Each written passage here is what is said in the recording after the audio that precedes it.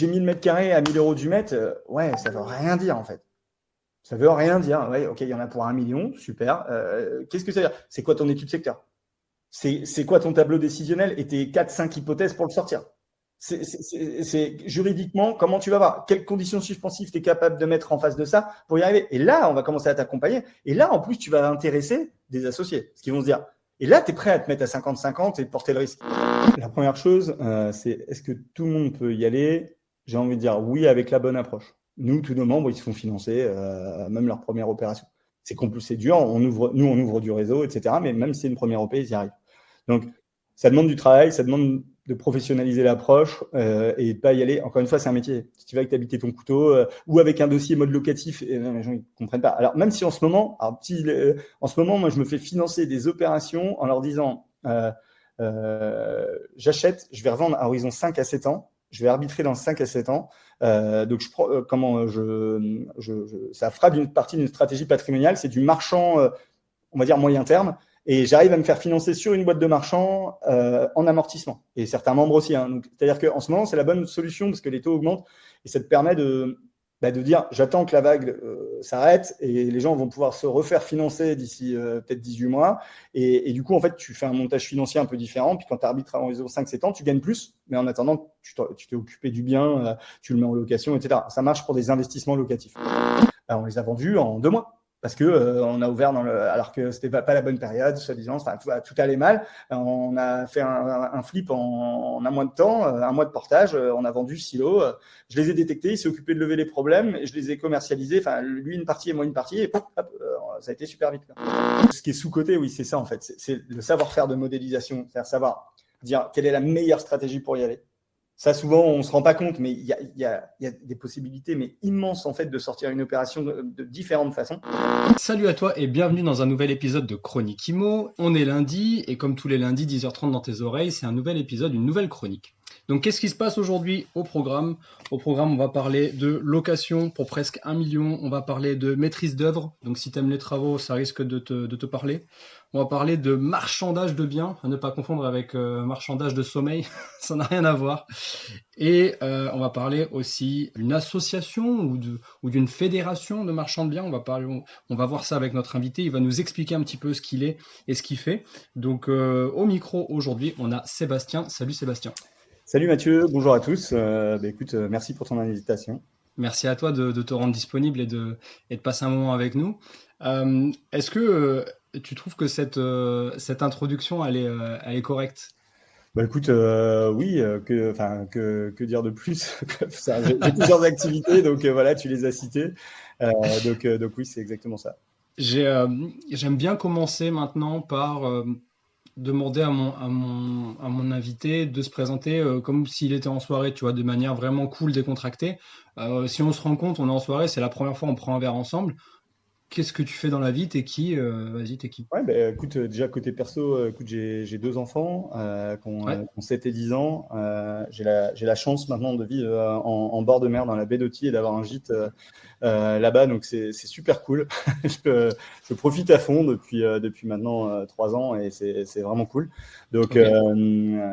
après, d'un point de vue pro, je suis ingénieur BTP de base, donc un profil plutôt pragmatique, on va dire. Mhm. Mais j'ai ce côté un peu autodidacte sur les choses. J'aime me diversifier en fait au fur et à mesure sur des choses qui sont quand même connexes.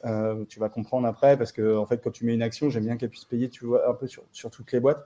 Donc en gros, j'ai 4 activités. Pour faire simple, j'ai de la location immobilière, LMNP, SCI, Ouais. SAS, voilà, suivant en fait les bons modèles économiques suivant la période à laquelle j'ai investi et là où j'en étais à ce moment-là. Donc ça, c'est ce que j'ai fait depuis très longtemps. Ouais. Ensuite, de fil en aiguille, je me suis transformé marchand de biens parce que je pouvais pas tout acheter et tout garder. On a eu une période quand même très faste là, les 7-8 dernières années Ouais. où en fait les crédits arrivaient, mais malgré tout ça, à un moment, j'ai quand même beaucoup investi, donc il a fallu que que je réfléchisse à un autre modèle économique. Donc, je me suis transformé D'accord. en marchand de biens. Et en parallèle de ça, j'ai une société de maîtrise d'œuvre d'exécution. Attention, je fais pas de conception, ou alors sur des petites choses, mais plus pour dépanner. Mais on fait vraiment de l'exécution sur. On a deux entités, une à Paris, une dans les Hauts-de-France. Il y en a une dans la Côte d'Azur. Pour ceux qui ont des belles opérations Côte d'Azur, prévenez-moi, même si moi je serais pas actionnaire dedans. Mais voilà, c'est nos équipes parisiennes qui partent, donc j'ai pas de problème à dire que ce sera bien fait. Génial. Voilà, et donc là, on est vraiment sur des opérations. Alors sur Paris, que des très très grosses. En Hauts-de-France, on fait du 30 logements à là, le plus gros, c'est 450 logements. Encore d'états séparés et bâtiments industriels, ouvrages fonctionnels. Là, on refait, tu vois, on va pour la ville de Beauvais, on est adjudicataire pour faire le collège pour 18 millions d'euros de travaux. Enfin voilà, donc on est sur. C'est lourd. Voilà, sur des opérations assez grosses, même si on fait un peu de particulier, mais il faut au moins qu'il y ait entre 400 et 500, minimum 400 à 500 000 euros de travaux et proche de chez nous, dans l'Oise, on va dire. Et ça peut se prêter pour un marchand qui décide un jour de faire une construction ou une grosse réno, une grosse réhabilitation. Exactement, en fait. Après, on en parlera sûrement tout à l'heure du fait qu'il faut déléguer les choses. Donc, en fait, moi, j'ai cette boîte qui me permet, même moi, pour mes propres activités, c'est cette boîte qui le fait. Je gère pas les travaux, etc. Ouais. Et du coup, de fil en aiguille, en fait, j'ai créé alors c'est une structure commerciale, mais qui se veut club. Pourquoi ? Parce que très transparent dans les chiffres, etc. Et le but, c'est d'améliorer redorer un peu le blason du marchand de biens. Donc, c'est le cercle MDB. On est 100 membres et en fait, on travaille dans toute la France. On s'épaule dans les moments compliqués, enfin dans les bons moments, comme il y a eu là ces 3 dernières années. Aussi dans les mauvais, dans les périodes où le marché change. Tu vois, en ce moment, on est en plein là-dedans, donc le marché est en plein changement. Donc, il faut juste réadapter les stratégies. Notre métier en tant qu'entrepreneur, c'est de choper les opportunités là où il y a des problèmes. Donc, plus il y a de problèmes, plus il y a de choses à régler et plus normalement tu peux sortir ton épingle du jeu. Et plus c'est compliqué, plus tu peux faire quelque chose de bien, parce que il y a 2 ans, quand on était en concurrence, c'était complètement différent. Il y avait 10 personnes en même temps. Maintenant, on est moins, donc on peut faire les choses différemment. Et donc, voilà, ce club, on fait de l'accompagnement. Enfin, il y a une partie formation, on fait de l'accompagnement vraiment sur tous les présentiel aussi. J'ai vu qu'il y avait beaucoup vous rencontrez beaucoup. Ça, c'est une des forces de votre structure. Ouais, on arrive à se rencontrer 4 fois l'année. Là, on est en train de faire pour se voir encore plus. Mais tout le monde ne vient pas tout le temps. Donc, si tu veux, le but, c'est de pouvoir se voir au moins une fois par mois pour ceux qui en ont le besoin et l'envie, ou l'envie. Et dans des moments plus sympas, tu vois, là on part en Corse 3 jours au mois d'octobre pour aller épauler un de nos membres qui est là-bas, mais en même temps on en profite pour faire un truc cool tous ensemble et parler IMO, marchand et business en général. Donc voilà, donc le cercle en parallèle, c'est ma 4e activité. Et donc voilà, c'est déjà pas mal. Et ouais, ce que j'allais dire. Plutôt un profil entrepreneuriat, mais j'aime pas faire qu'une seule chose. Je m'entoure de gens très compétents, d'associés. Je suis associé dans presque toutes mes boîtes. Okay. Et voilà, et l'objectif étant, voilà, moi, de plutôt être là sur le côté entrepreneuriat des choses, plus qu'opérationnel en tant que tel. C'est vraiment mon objectif, parce que c'est ce que je kiffe. Donc, j'ai appris au fur et à mesure à laisser ces choses-là à des gens bien meilleurs que moi. Ok, super. Merci pour cette présentation. Donc, pour récapituler, on va dire que tu as créé une sorte de colonne vertébrale qui est divisée en quatre, avec ta partie à toi qui est très perso, donc qui est l'investissement immobilier. Tu pourras peut-être rentrer un petit peu plus dans le détail tout à l'heure pour nous donner, des points de référence. Ensuite, tu as basculé sur le marchand de biens, ce qui t'a permis de te professionnaliser aussi sur cette partie-là et de monter des projets différents. Ensuite, tu as l'entreprise de maîtrise d'œuvre. Donc là, en fait, c'est une entreprise de travaux qui va construire pour un tiers, qui va construire pour un client. C'est pas une entreprise de travaux, j'insiste. Nous, on est pilote. On gère la qualité d'exécution, on gère le planning, on gère le prix. Mais on ne réalise pas nous-mêmes. On prend des entreprises, en fait, par exemple. Vous faites des marchés de travaux et vous allez chercher des entreprises, bien sûr. Exactement. Petit lapsus. Je fais attention parce que c'est souvent le cas, donc c'est important de bien définir le truc parce que ça arrive souvent que les gens confondent les choses. Ouais. Après, pour rentrer dans le détail de ça, le maître d'œuvre, juste pour l'auditeur, c'est celui qui va piloter le projet. Donc, c'est lui qui va choisir les entreprises, qui va aider le client à se décider sur tel et tel choix, peut-être sur les surfaces, sur la réglementation, ce qu'il a le droit de faire et pas le droit de faire. En fait, c'est plus ça, ouais. C'est vraiment. En fait, déjà, nous, on gère toute la partie consultation. Derrière, c'est pas nous qui choisissons, mais on guide le client en disant, bah, écoute, on préfère, telle entreprise, elle est plus à même de gérer telle opération qu'une autre. Enfin, tu vois, on guide le client. Après, le client, c'est lui qui paye, c'est lui qui choisit. Mais après, derrière, nous, on va gérer tout l'aspect réglementaire, l'aspect planning, l'aspect ce qu'on va appeler direction technique, c'est-à-dire qu'on va s'assurer que les choses sont bien faites. D'ailleurs, on a des garanties en face de ça en cas de sinistre. Et on va gérer aussi le fait que le budget de base reste le même à la fin de l'opération. C'est contractuel, ça d'ailleurs. Ouais, c'est contractuel. On traite global et forfaitaire. On écrit ce qu'on appelle les pièces écrites, qui permettent vraiment de définir le projet. Enfin voilà, on a autant de boulot, non pas autant, mais on a beaucoup de boulot en amont avant de démarrer l'opération. En fait, tu vois, l'archi dessine les plans, etc. Pose le permis de construire. Nous, on arrive après ça, et c'est là où en fait on a un gros boulot en amont avant de démarrer. Mais quand on démarre, on tient notre planning, on tient notre délai, on tient notre prix, on tient la qualité d'exécution. Voilà. C'est ça. Voilà, en gros, dans un projet de réno ou de création ou peu importe, c'est celui qui va jusqu'à la livraison et qui te remet les clés. Voilà, c'est ça. Même la garantie, on peut même suivre des moments la garantie de parfait achèvement pendant 1 an pour nos clients. Bon, après, ils prennent l'option ou pas. Encore une fois, ça se chiffre. Les gens prennent ou prennent pas. D'accord, ok. Je savais pas que ça pouvait être prorogé sur 1 an. Tu te mets à la place d'un client qui tu lui livres 100 lots, 500 logements. Les premiers 12, on va dire les premiers 6 mois, les premiers 3 mois, il y a énormément d'appels. Après, il y a un calme. Et après, les gens, vu qu'ils savent qu'au bout d'1 an, ils ont le droit de réclamer tout ce qu'ils veulent, le dernier mois, entre le 11 et le 12e mois, ils sont harcelés. Et en fait, c'est pas leur métier de base, hein, c'est pas des techniciens.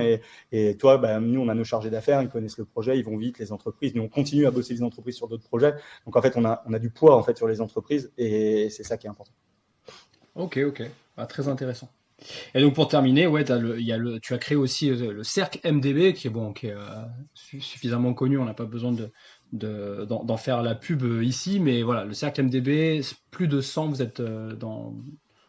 On n'est pas loin de 100, on doit être 95 de mémoire. Ok. On est au mois de septembre 2023, on est 95 je crois.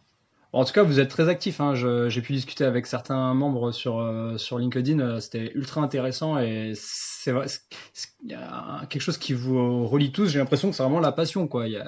Quand je vois la qualité des posts et les retours que j'ai en DM sur LinkedIn de vos membres, c'est incroyable. Et vraiment, ça donne sans compter, quoi. Notre volonté, en fait, si tu veux, il y a beaucoup de gens qui donnent pas en se disant ouais, le mec il va venir sur mon marché, etc. Enfin, tu vois, d'ailleurs, c'est marrant, ce matin, je répondais à un post d'un de nos membres, Gaëtan, qui a posté un truc entre, tu vois, la concurrence qui arrive en marchand. Et en fait, les gens confondent souvent l'investissement locatif et le fait d'être marchand de biens, qui est une structure commerciale avec des vraies qualités d'entrepreneuriat qui sont complètement différentes. Et en fait, je dis pas qu'il n'y a pas plein de similitudes, mais les qualités pour faire ça doivent être différentes. Et en fait, pour ce métier en fait de marchand, on a vraiment fait attention aux gens qu'on faisait rentrer, que ce soit des gens passionnés, des gens qui ont cette valeur de travail et de résilience, parce qu'en fait, si tu n'as pas ces valeurs-là, c'est très compliqué de réussir. Alors oui, tu pourras toujours faire une affaire, prendre un coup à 50, 100 000 suivant ce que tu fais, ou peut-être plus. Bien sûr. Mais de là à professionnaliser l'approche, de là à maîtriser tes stocks, de là à avoir une vraie visibilité à horizon 12, 24, 36 mois, c'est complètement différent. Et surtout, quand tout va bien, comme il y a 3 ans ou il y a 2 ans encore, c'était plus simple. Je veux dire, les crédits étaient, on lâchait les vannes, le marché faisait que monter. Donc, même si tu te trompais, tu faisais zéro. Là, aujourd'hui, c'est pas le cas. Et en fait, tu dois revoir tes stratégies. Tu vois, il y a 2 jours, on a fait une masterclass tout l'après-midi là-dessus, sur les différentes stratégies par rapport à un marché qui a évolué. Et de pas dire, le marché, il est plus bon. C'est complètement faux. Je veux dire, les marchands de biens, ils ont travaillé toute leur carrière. Il n'y a pas de... Alors oui, un mec qui a acheté un truc il y a 18 mois avec un marché qui s'est retourné, des taux d'intérêt qui ont augmenté, oui, il faut liquider son stock, il faut passer à autre chose, ça c'est clair. Par contre, à date d'aujourd'hui, il y a de très bonnes affaires à faire. Et d'ailleurs, on continue à avoir des offres acceptées chaque semaine dans le groupe sans aucun problème en fait. Donc voilà, ça continue. Les stratégies doivent être différentes. Il faut identifier en fait les problématiques que nous on a en tant que marchands, les problématiques de nos vendeurs. Et puis, tu réponds à ça avec il y a des techniques en tant que marchand qui sont toutes, il y en a plein. D'ailleurs, le métier est tellement complet, donc c'est pour ça que je dis que c'est pas de l'investissement immobilier. Et donc derrière, tu adaptes cette stratégie, mais il faut l'accepter, il faut savoir être entouré, il faut pas être tout seul dans son coin, tu vois, et être en plein stress, etc. Et il faut pas. Beaucoup de gens vont se dire, je vais faire ça en parallèle de mon boulot, etc. Ah non, c'est en parallèle de ton boulot. C'est tellement profond comme travail et moi je le vois, je me plonge dedans le plus possible pour essayer d'apprendre et de me professionnaliser sur ce sujet-là. Mais je me rends compte que faire ça à côté de son boulot, si tu as un plein temps et que tu as une vie de famille, en fait, déjà, c'est un peu perdu d'avance, quoi. Il y a des stratégies de développement où il faut absolument trouver des opérations, avoir un flux d'opérations qui arrive.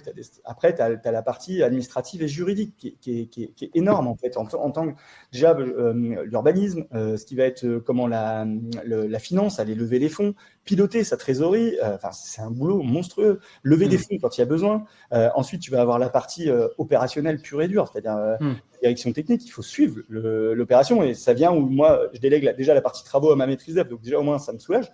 Mais c'est un boulot monstrueux, en fait. On se rend pas compte. Mais alors, attends, spoil pas ma chronologie. On va reprendre un petit peu les rênes de tout ça. Alors, juste pour revenir sur ce que tu viens de dire, puisque tu veux qu'on en parle, on va rentrer là-dedans, la partie marchand de biens. Donc moi, c'est vraiment quelque chose qui me passionne de plus en plus. J'en parle très souvent avec notamment un très bon ami à moi et je pense qu'il y a plein de stratégies. J'ai cru comprendre que le marchand de biens, c'est en fait son travail si on devait le résumer en un seul mot, c'est un solutionneur. Son travail à lui, c'est de trouver une solution à un problème donné. C'est un transfert de richesse en fait entre un vendeur qui a un problème tellement gros qu'il peut pas le résoudre. Du coup, il va se séparer de son bien, peu importe ce que c'est, n'importe quel type de lot. Et le marchand de biens, lui, c'est le solutionneur, c'est celui qui a la ressource, mais qui trouve la solution, mais qui solutionne pas lui-même. Il n'a pas le droit de faire, par exemple, les travaux lui-même. Il va trouver un tiers pour faire les travaux, pour trouver la solution. Est-ce que je me trompe ou comment tu voudrais le définir? Non, alors, faut nuancer ce que tu dis, mais c'est une des stratégies, ça. En fait, il y en a plein. Ouais. C'est-à-dire que il y a des marchands qui font, par exemple, que acheter des biens dans un état déplorable, les diviser, les vendre comme ça. Il y en a, ils vont faire tous les travaux, amener jusqu'au bout, valoriser jusqu'au dernier meuble et le vendre. Il y en a qui vont mettre en Airbnb, qui vont vendre. Il y en a, ils vont gérer que des problèmes d'urbanisme. Il y en a, chacun en fait va mettre la stratégie. Puis des moments, tu trouves aussi, vu que tu es présent sur ton secteur et que tu es très focus, des moments tu trouves juste la pépite en fait. Tu trouves la pièce d'or par terre, tu achètes au prix de la pièce de bronze et que tu vends le prix de la pièce d'or. Et c'est tout, tu fais rien. Simplement, tu étais là, tu étais présent, tu as fait une offre très rapidement et tu connais très très bien ton marché. Voilà. Donc, en fait, il y a différentes stratégies au sein du métier de marchand. Et suivant les époques aussi, tu adaptes. Tu vois, en ce moment, le vrai problème, c'est le portage. En fait, les coûts de portage sont vraiment énormes. Donc, en face de ça, il va falloir trouver des stratégies qui vont te permettre de porter le moins possible. Donc, ou en tout cas, à coût très réduit. Donc, les stratégies s'adaptent, mais du coup, ta recherche va être aussi différente parce que la cible du vendeur ultra pressé, qu'il faut signer sans condition suspensive pour acheter dans 3 mois, en ce moment, c'est pas le genre d'opération qu'on va aller chercher, si tu veux. Mais en même temps, ce que j'expliquais hier après-midi à des membres, il y a 2-3 ans, sans déconner, on était pieds et poings liés avec les agences, tout le monde, parce qu'ils nous disaient, moi, des offres, j'en ai 10 sur le tapis. Dès que tu t'en vas, de toute façon, je vais avoir 5 autres offres. Donc, maintenant, c'est comme ça, c'est pas autrement. Alors, oui, OK, on s'est adapté. On a mis des stratégies différentes. On a essayé de travailler les produits le mieux possible, d'être le plus près avant de démarrer. Aujourd'hui, c'est pas le cas. C'est-à-dire qu'ils n'ont pas 10 offres dans la journée. Donc, on leur explique que aujourd'hui, il va falloir écouter nos conditions suspensives. Il va falloir les expliquer aux vendeurs. Mardi matin, on a fait une visite sur un truc bord de mer magnifique qu'il va falloir diviser, et optimiser, qu'on puisse pré-commercialiser, etc. L'agent immo, il a été top parce qu'en fait, il a écouté ce qu'on lui a dit. Il dit, de toute façon, j'aurais pas d'offre et j'en aurai pas avant 2-3 mois. Donc là, tu as le temps de travailler ton produit, ce qu'on n'avait pas le temps de faire il y a 2 ans, en fait. Tu vois, il y a 2 ans, j'avais le couteau sous la gorge, il fallait y aller. Donc, en fait. Il y a 2 ans, les marchands achetaient, ils regardaient pas trop le coût. Ils achetaient cher, ils achetaient plus cher que maintenant. Non, regardez le coût parce que c'est obligé. Tu montes un bilan économique, donc tu regardes le coût. C'est pas Ouais, le ouais. Mais tu t'adaptais au marché, c'est-à-dire que tu n'avais pas le choix, donc il fallait des liquidités, il fallait anticiper le fait de est-ce que j'ai des liquidités, est-ce que j'ai des associés finançables ou est-ce que je suis finançable. Tu vois, il fallait que tu sois prêt parce que tu n'avais pas le choix que de donner ta réponse dans les 5 minutes. Enfin, tu sortais de ta visite, il fallait que tu fasses ton offre. Ouais. Aujourd'hui, c'est moins le cas. Donc aujourd'hui, en fait, tu commences à dire non, moi je veux telle condition, telle condition, telle condition qui vont me permettre de travailler mon produit et de m'assurer que mon produit va bien sortir avant de l'acheter, en fait. Ok. Ce qu'on ne pouvait pas faire, enfin, ou très peu, il y a 2 ans. Voilà. Ok. Aujourd'hui, c'est différent. Bon, écoute, ça fait à peu près 20 minutes qu'on discute. J'ai l'impression qu'on est en train de rentrer vraiment dans le vif, là, dans la partie saignante de la viande.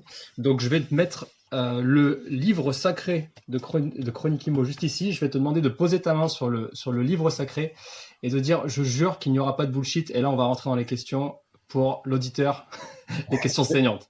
Je jure qu'il n'y aura pas de bullshit. Allez, super. On rentre dedans, on rentre dans le vif. Là, l'auditeur, il se dit ok, super, marchande bien, j'en entends parler de plus en plus. En tout cas, c'est vrai ça fait quelques années que ça se démocratise sur les réseaux, notamment grâce à des réseaux comme le tien. D'ailleurs, j'ai beaucoup aimé en préparant cet épisode, tu as parlé d'incubateur. J'avais trouvé ça très pertinent parce que tu parlais tout à l'heure de passion, de pas compter ce qu'on donne, de pas compter son temps, etc. Et bon, évidemment, il faut que les projets soient rentables, mais j'aime bien cette image de l'incubateur parce que l'incubateur, c'est vraiment celui qui se jette à corps perdu dans un truc et qui est jusqu'au boutiste, donc qui va faire les choses bien. Donc aujourd'hui, pour l'auditeur, pour qu'il comprenne bien, est-ce que tu peux lui faire déjà un disclaimer donc tu vois, on en a parlé un petit peu, pas le faire rêver, etc. Je pense que tu as des choses à dire là-dessus. Et ensuite, nous amener tout doucement sur le 0 to 1 pour devenir marchand de biens. Comment la première chose, c'est faut pas rêver des chiffres des mecs que ça fait 7, 8, 10 ans qui font ça, 20 ans qui font ça, ou alors qu'on une réserve de cash tellement importante qu'il est beaucoup plus facile pour eux de faire descendre un prix. Par exemple, on en parlait tout à l'heure, hein, maintenant les conditions peuvent être un peu différentes et les gens ont peur de vendre. Donc ça pour dire, ne rêvez pas des chiffres des autres. Enfin, nous, on market pas de chiffres. Très, très peu. Beaucoup, d'ailleurs, nous en veulent là-dessus, sur nos vidéos YouTube, etc., où on parle. Il y a très peu de chiffres. Les chiffres, si vous les voulez, bah, vous allez parler à mes membres en privé. Ils vous les donnent pas. On s'en moque, en fait. Mais ne rêvez pas sur les chiffres des autres parce que c'est un métier. C'est un métier qui est difficile. J'ai envie de te dire, c'est comme... Enfin, je sais pas, tu t'ouvres un magasin de bricolage dans ta commune, rêve pas des chiffres de Leroy Merlin. Enfin, tu vois, Bien sûr. parce qu'en fait, il y a un moment, c'est un métier. Oui, à un moment, tu peux trouver une pépite, mais même si tu la trouves, est-ce que tu vas arriver à la sortir? Est-ce que tu vas pas être obligé de t'associer avec plein de monde et du coup te diluer? Enfin, moi, j'ai fait très peu d'opérations seul, en fait, parce que j'ai été obligé, pour avancer, de me diluer, de trouver les leviers qui étaient nécessaires à côté. Et donc, la première chose, c'est, voilà, ne rêvez pas des chiffres des autres. Après, par contre, en parallèle de ça, c'est un métier qui est super cool, qui est hyper intéressant, où on a une certaine liberté. Mais voilà, tu investis tout le temps ta trésorerie, donc tu es toujours assez asphyxié. Donc il faut, tu vois, dès que il y a 50 000 qui rentrent, si tu t'as prévu de les ressortir parce que tu as une autre OP, etc. Donc en fait, il faut avoir en tête ça, il faut avoir en tête voilà, qu'est-ce qui va réellement se passer pour se lancer. Et pas juste, bon, ça y est, j'ai fait, comme je vois beaucoup sur Internet, j'ai fait 3 investissements, j'ai 1 000 € ou 1 500 ou 2 000 €, ou je ne sais pas de cash flow. Ça y est, je peux me lancer, je deviens marchand de biens parce que j'ai rénové 3 apparts. Non, ça n'a absolument rien à voir. Et tous ceux qui vous vendent ça en disant les 6 leviers qu'il faut en ce moment pour devenir marchand et les machins, enfin, c'est de la merde. Le métier, il change. La vérité d'aujourd'hui n'est pas la même le lendemain. Et surtout, ce qu'il faut, c'est avoir des vraies valeurs et avoir une volonté, de la résilience, de vouloir devenir entrepreneur, en fait. Que de dire, voilà, tu t'appliques ces 5 trucs-là et tu vas y arriver, c'est faux. Il y a des stratégies qui sont plus simples que d'autres, ça c'est clair. Il faut qu'elles soient adaptées à toi, etc. Parce que tu as des gens qui sont plus enclins à une stratégie qu'une autre. Parce que là, ils veulent faire de la belle déco. Moi, la belle déco, ça me fait chier. Enfin, tu vois, j'ai pas envie d'aller m'emmerder, à aller chercher des trucs, à regarder ce que je vais faire, de mettre le cadre au bon endroit et tout. Ça m'emmerde. J'ai pas envie de ça. Donc, à l'inverse, moi, un gros projet avec plein de travaux, je kiffe parce que c'est de base de mon métier. J'y prends passion, j'ai envie d'y mettre de l'énergie. Ben voilà, et j'ai aujourd'hui la faculté de le faire. Il y a 5 ans, c'est 5 ans, oui, mais il y a 10 ans, non, j'aurais pas pu le faire. Ok. Ouais, puis en plus, suivant la typologie tu disais, il y a plein de catégories chez les marchands de biens. Suivant la catégorie et suivant le projet que tu vas faire, tu vas pas être assujetti à la même TVA. Ça va dépendre comment tu rénoves. Est-ce que tu vas dans de la rénovation? Est-ce que tu vas jusqu'à la déco, les meubles, etc. C'est Là, différent ouais, selon ce là, que tu fais. encore, les jeux de TVA, c'est encore un autre débat. Enfin, ça, c'est encore une fois, c'est un truc qui fait beaucoup peur, mais qui est très simple à régler. Donc, on va dire, pareil, si on faisait du marketing, on parlerait que de ça pour faire peur à tout le monde. Mais Ouais. c'est un truc super simple. Alors, c'est assez complexe c'est marrant que tu parles de ça. C'est assez complexe à intégrer parce que tous nos Moi, ça m'a membres, mis du temps. Ça m'a pris pas mal de temps pour comprendre, c'est hein. ça, ouais. Il y a une mécanique à comprendre, mais une fois que tu l'as compris, elle est hyper simple et voilà, il n'y a pas de débat, c'est facile, tu vas. Mais voilà, donc beaucoup de marketeurs voilà, vont te parler de ça pour te faire peur. Mais pour moi, voilà, c'est un sujet qui est simple. On va pas l'aborder là parce que ça peut être long. Ouais, ouais. Mais une fois que tu l'as intégré, c'est OK. La TVA, c'est pas un sujet. Moi, vraiment, je pense il y a un marché, il est ce qu'il est, parce qu'en plus, c'est pas le même à Bordeaux qu'à Paris, qu'à Lille, qu'en bord de mer, qu'à la montagne. Là. Donc, il faut identifier ton marché, quelles sont Ok. les opportunités que tu peux avoir sur ce marché, le maîtriser complètement, c'est-à-dire maîtriser ses prix mètres carrés, d'entrée, d'achat en fait, de l'ancien. Comment je vais maîtriser derrière une commercialisation pour un prix le plus haut possible, malgré le contexte en fait d'aujourd'hui, parce que voilà, c'est quel réseau de commercialisation je vais aller chercher, comment pour y arriver, et derrière ça, quelle structure juridique je vais mettre en place pour régler mes problèmes à moi en tant que marchand, c'est-à-dire mes problèmes de portage, mes problèmes de finance, mes problèmes de risque, enfin les risques que je peux porter. Et donc derrière, bah voilà, tu mets tout ça comme un chef d'orchestre. Soit tu fais toi-même, soit tu délègues. Moi aujourd'hui, j'ai la chance de pouvoir détecter. Quand je détecte, j'analyse, etc. Et ensuite, je fais que piloter l'opération sans maintenant, on va dire, être dedans. À chaque fois, j'ai des personnes sur chaque sujet qui sont soit des associés, soit des gens en interne. D'accord. Et en fait, ouais, ça te permet de mener ton projet au bout. Par contre, ceux qui, des moments, veulent aller sur des opérations hyper grosses pour commencer, etc., désolé, je parlais crûment, donc vous allez vous chier dessus toutes les semaines. Non, mais c'est vrai, il y a un moment. Mais moi, Bah, j'ai des membres, évidemment. malgré l'accompagnement, malgré qu'on soit là, on les a au téléphone, en visio, en coaching, pour voilà, bien maintenir le cap, parce qu'il n'y a rien de pire que d'avoir des moments. Puis t'en as en fait, des moments où tu te sens pas bien, tu te dis merde, est-ce que j'ai pas merdé? Et c'est obligatoire. Mais non, reviens sur tes basiques. Quelle était ton analyse de base? Qu'est-ce que tu as mis en place? C'est OK. T'inquiète, ta commercialisation, tu peux pas savoir, elle n'a pas démarré. Donc, voilà, tu vas la démarrer. Après, tu as des indicateurs quand tu as pris ta décision qui te permettaient de mesurer ton risque. D'ailleurs, c'est pour ça que les banques financent. Sinon, les banques, de toute façon, ne financent pas. Faut pas croire. Aujourd'hui, quand la banque te finance, c'est OK. Maintenant, quand tu vois tu es obligé d'aller en crowdfunding, tu te dis, pas pour les fonds propres, je parle pour le financement, c'est qu'il y a eu un problème avec la banque. Ouais, c'est un indicateur en fait. Si la banque elle te dit OK, c'est un vrai indicateur de la qualité de ton projet, en tout cas sur le Exactement. papier. Exactement, la banque, à un moment, les banques, ils ont tellement, ils mesurent que du risque. Donc en fait, quand t'es passé dans la moulinette, globalement, ça va aller. Ils ont Ouais. regardé que tu étais le bon opérateur, les risques d'urbanisme, ils ont analysé la commercialisation. Bon, mais ils vont me dire, allez, globalement, c'est OK.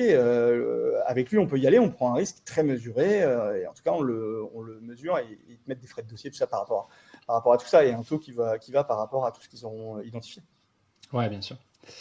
Euh, Très bien, merci pour ça. Alors du coup, là, bon, pour l'auditeur qui est investisseur, qui a enchaîné quelques projets, qui a construit un début de patrimoine immobilier, etc., et qui se dit que le métier de marchand, ça l'intéresse, il se forme tout doucement, il se dit qu'il veut, il veut commencer à faire un projet, et il veut se lancer sur un premier projet. C'est quoi le 0 à 1, en fait, quand on Ouais. veut se lancer, comment ça fonctionne?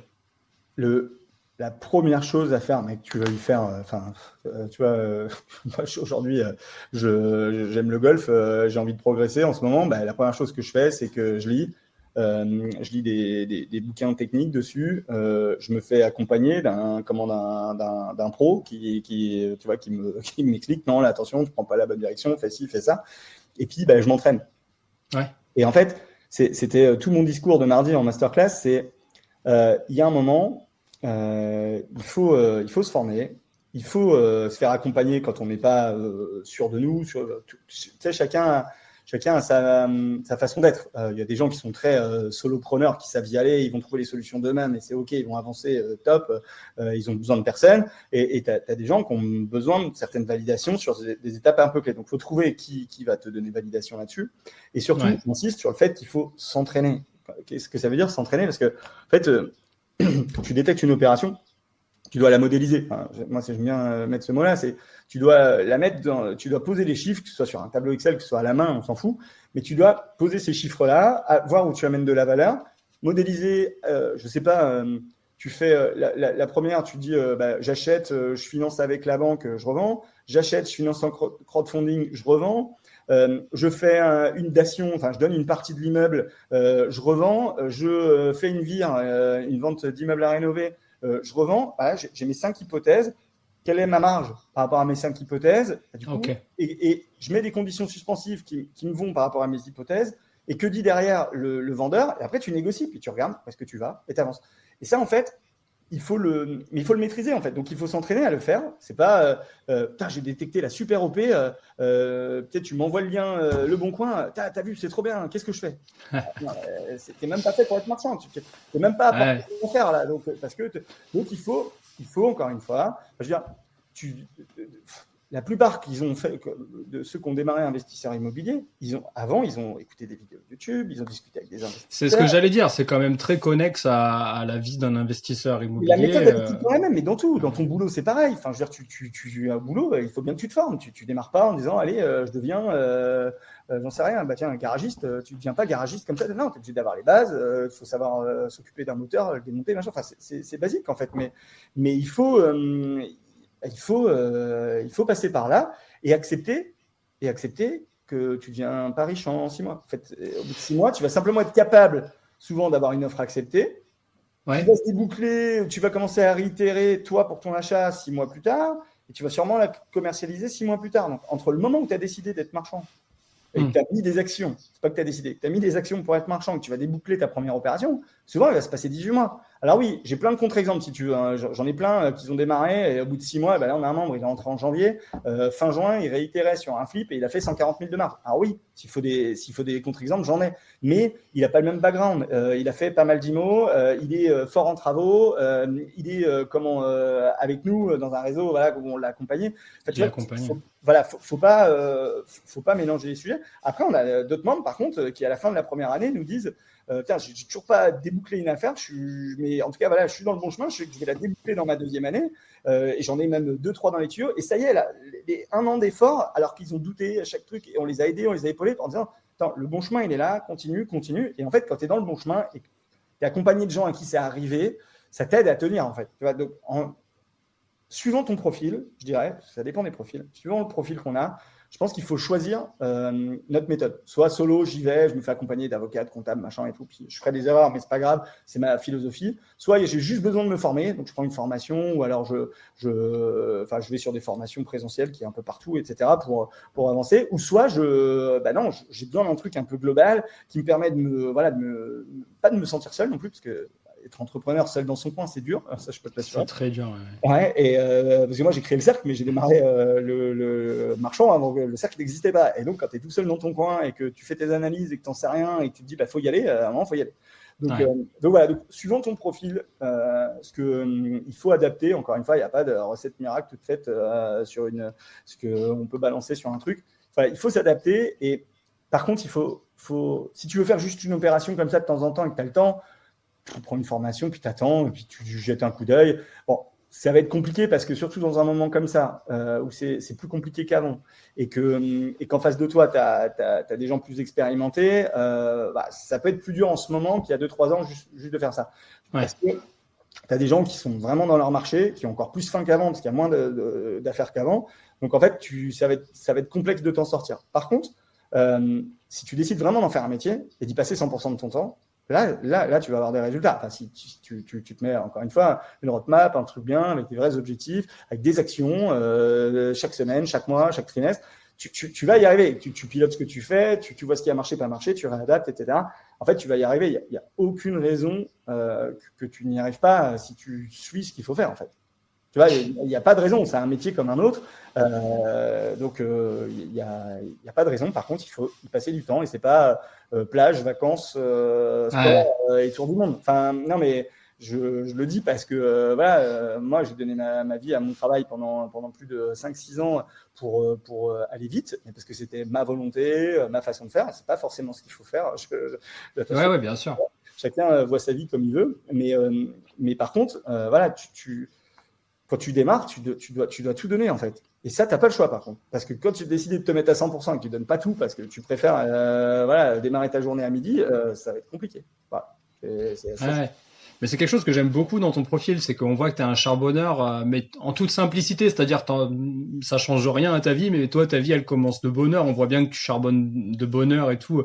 Moi, je te suis depuis assez longtemps sur les réseaux, et quand j'ai eu l'opportunité de rentrer en contact avec toi, bah, je l'ai saisi parce que je me dis que bah, pour beaucoup, tu vois, en fait, pour schématiser, il y a une image que j'aime beaucoup. Tu sais, c'est les pingouins qui marchent tous ensemble sur la banquise, tu vois. La banquise, c'est un endroit hyper dangereux. On dirait pas, parce que c'est très blanc et très lisse, mais en fait, c'est extrêmement dangereux, aussi bien parce que c'est une banquise et que du coup, bah, c'est glissant, il y a des crevasses, il y a des endroits qu'on voit pas où la glace est plus fine, mais surtout, il y a d'autres animaux, il y a notamment des ours, tu vois. Et les pingouins, ils ont une manière extraordinaire de rester en vie, ils restent ensemble. Et surtout, ils marchent, et ça se voit pas quand on voit les images à la télé, mais ils marchent vraiment dans les pas de celui qui est devant. Et c'est pour ça qu'ils sont très proches. Et on voit, par exemple, tu vas voir peut-être 1000 traces de pas, mais il y aura eu peut-être 4000 pingouins, parce que c'est juste qu'ils marchent dans les mêmes pas. Et j'aime beaucoup cette image-là, parce que c'est un peu pareil dans l'investissement immobilier, et notamment chez les marchands. Et c'est pour ça que je pense qu'on peut aller plus vite. Tu sais, tout à l'heure, je te disais comment on fait le 0 à 1. Ben, je pense qu'une bonne manière d'aller vite, ou en tout cas de se former, de faire moins d'erreurs en tout cas, bah, c'est de marcher dans les pas d'un autre marchand. Mais Et de ce que tu disais, se diluer, je te repasse le micro juste après, mais se diluer, des fois, c'est juste la meilleure technique pour faire rentrer un marchand expérimenté dans quelque chose que toi, tu auras passé à la fameuse moulinette, c'est-à-dire un projet où tu dis, OK, ça, ben, je vais le tester, donc j'ai le framework. Je me dis, OK, quelle catégorie de projet ça peut être? Est-ce que c'est rentable dans telle catégorie? OK, c'est rentable. Est-ce que je suis finançable? Peut-être oui, peut-être non. Non, je suis pas finançable parce que c'est mon premier projet, donc faut des fonds propres. Est-ce que si je me dilue et que je fais rentrer un marchand expérimenté qui va m'aider à le financer, ben, est-ce que je vais pas aller plus vite? Tu vois, c'est un peu ça. encore, tu parles que du financement, mais il n'y a pas que le financement en fait. Souvent, en fait, on veut s'associer pour le financement. Mais comme je disais tout à l'heure, euh, être épaulé d'un marchand de biens expérimenté qui, même en cas de problème, va remettre au pot, va te dire attends, prends du recul. Non, attends, on va faire comme ça, t'inquiète pas, no stress. Enfin, tu sais, il y a la partie stress quand on est entrepreneur, elle est primordiale, enfin, elle est hyper importante. En fait, elle est là, cette fameuse peur, la boule au ventre des moments, mais merde. En fait, quand tu l'as, comment tu la gères, tout simplement. Et quand tu es entouré de personnes qui vont t'aider, c'est beaucoup plus simple.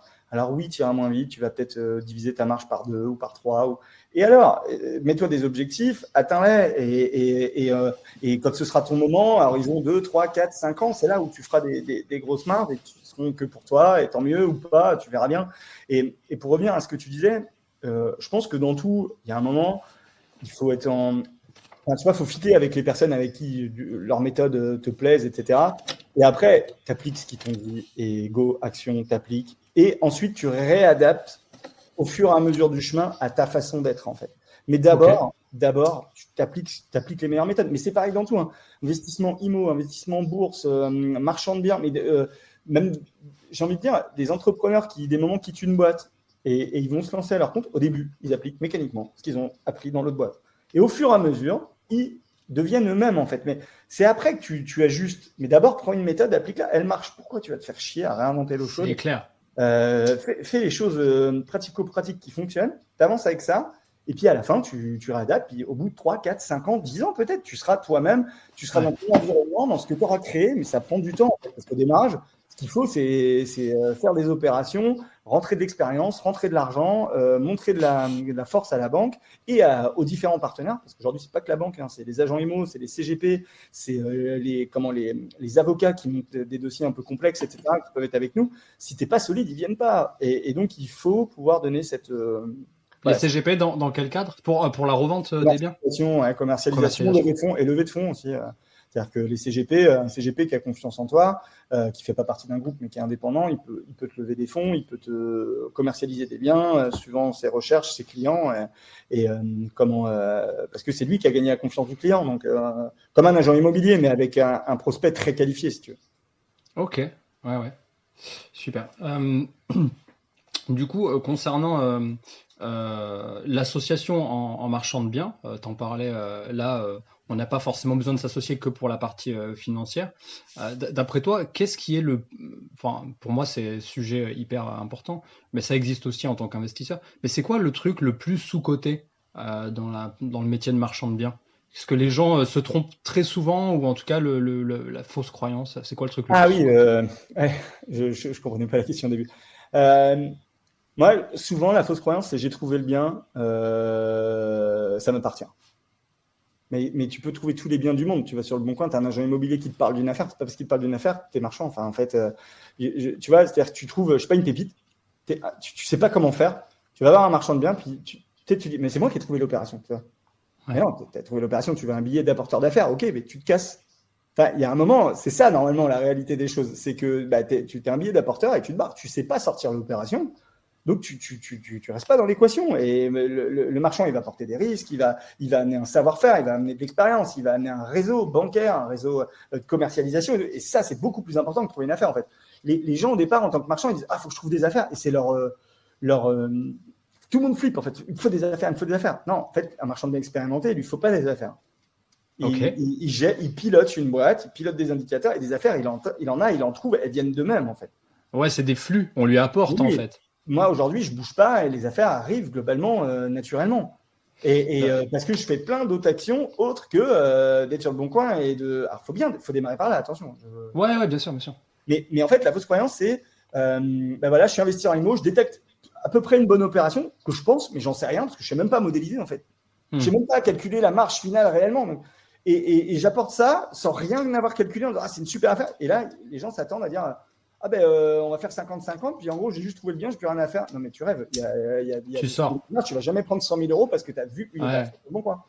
Ah ouais, Après, tu prends, c'est ce que tu disais en fait. On te paye ton billet d'apporteur d'affaires. et tu t'en Après, vas. tu sors de l'opération. Nous, on va piloter le projet. Peut-être même qu'on va pas aller au bout, mais en tout cas, on va monter le projet. Exactement, parce que des moments, les gens ils disent ouais, tu vois, par exemple, bon, ben, il y a un PC à poser, il y a 6 mois de boulot et tu n'es pas sûr d'aller au bout. En gros, Permis de voilà, construire hein, pour les auditeurs. Permis de construire. permis de construire, pardon. Donc, tu envoies en gros 20-30 000 euros comme ça, tu sais même pas si ça va au bout. Puis là, après, quand tu es avec un mec qui n'a pas l'habitude, tu lui dis bon, ben, du coup, ça va pas au bout, c'est 15 000 chacun. Ah ben, attends, il y a un moment, si tu veux partager, on partage les risques et on partage aussi le bénéfice. Les Mais pertes. on partage aussi Ouais. les risques. Et donc voilà. Donc si tu veux, la fausse croyance là-dessus, c'est de dire j'ai détecté une opération, elle m'appartient. Ben non, parce qu'en fait, j'ai envie de te dire, si je vais sur le Bon Coin, je vais la voir aussi. J'ai pas besoin de toi, elle est visible. Alors bien sûr que si c'est toi qui tiens le client, que c'est ton oncle, que c'est ton là, ça devient différent. Mais tu sais, quand c'est de la famille proche, c'est toi qui tiens le truc. Bon, là, tu peux être intégré dans l'équation, mais voilà, parce que tu vas faire un gros boulot de négo, tu vas aller voir la mairie parce que c'est ton secteur, tu connais et tout. Là, commence à y avoir un travail, mais juste détecter l'opération, c'est 5% du début. Enfin, c'est 5%. Après, le reste, tout le reste est après, en fait. Du coup, par simple déduction, je me dis que ce qui est sous-coté, donc du coup, ça c'est la fausse croyance, mais du coup, ce qui est sous-coté, ça va être plutôt le réseau que tu mets en place avec tous ces agents immobiliers, ces gens que tu arrives à rassurer, avec qui tu arrives à mettre en place un Ouais. contrat de confiance, qui eux vont t'apporter peut-être des affaires, peut-être même des fois des solutions pour si tu peux pas sortir une affaire, la refourguer ou quoi. Est-ce que c'est pas plutôt le réseau dont tu as Ouais, besoin en fait, pour être un bon marchand de biens? je t'ai donné l'inverse, je t'ai donné ce qui était surcoté en fait. Et ouais, tandis que ce qui est sous-coté, oui, c'est ça en fait. C'est le savoir-faire de modélisation, c'est-à-dire savoir dire quelle est la meilleure stratégie pour y aller. Ça, souvent, on ne se rend pas compte, mais il y a des possibilités mais immenses en fait de sortir une opération de différentes façons. Et Le vous, au réseau, cercle MDB, juste j'en profite pour ouvrir une parenthèse, vous, au cercle MDB, du coup, c'est ça que vous pouvez fournir, en fait, c'est la formation à comment modéliser un projet et la ah ben, passer dans la moi, moulinette de comment on trouve, aux grandes qu'est-ce qu'on dames, peut faire. aux grandes dames de mes membres, parce que des Ouais, moments, ça les frustre, mais moi, je ne regarde pas une opération qui n'est pas modélisée. ok, yes. Tu vois, je la regarde pas, non, c'est mort. Si tu fais même pas l'effort de faire ce travail-là, je la regarde pas. c'est pas possible parce qu'en fait, Parce qu'ils vous sollicitent après, en fait. Une fois en qu'ils fait, sont non, formés, ils il vous y a des sollicitent. questions, tu sais, on a du learning quand même, mais après, on a énormément d'outils et de moments dans la semaine où on doit travailler tous ensemble, on échange voilà, pour bien comprendre comment ça se passe, pour que quand l'opération elle arrive, tu sois en capacité de la présenter complètement et pas dire j'ai 1000 mètres carrés à 1000 euros du mètre, ouais, ça veut rien dire en fait. Ça veut rien dire. Ouais, ok, il y en a pour 1 million, super. Qu'est-ce que ça veut dire? C'est quoi ton étude secteur? C'est quoi ton tableau décisionnel et tes 4-5 hypothèses pour le sortir? Ok. C'est juridiquement, comment tu vas voir? Quelles conditions suspensives tu es capable de mettre en face de ça pour y arriver? Et là, on va commencer à t'accompagner. Et là, en plus, tu vas intéresser des associés. Parce qu'ils vont se dire, et là, tu es prêt à te mettre à 50-50 et porter le risque. Tu vois? Moi, aujourd'hui, je suis souvent, je bosse autour de chez moi. Tu vois, moi, c'est la côte d'Opale, côte Picarde et Ouais. l'Oise et Nord parisien. Et après, quand je suis plus loin, c'est que je suis associé, soit avec un membre, enfin, qu'avec des membres d'ailleurs. Et par contre, je suis sleeping partner, c'est-à-dire je viens pour des financements, Ok. voilà, je valide l'opération parce que je sais qu'ils sont déjà formés et je viens vraiment pour aider dans le financement et on trouve un deal qui correspond autant à lui qu'à moi et on se met d'accord et on y va. Mais par contre, une fois par mois, on fait un point pour savoir où on en est. Mais après, je veux plus entrer dedans parce que j'ai plus assez de temps, tout simplement. Avant, j'aimais bien. Ouais. Mais par contre, à l'inverse, par ici, je fais pas.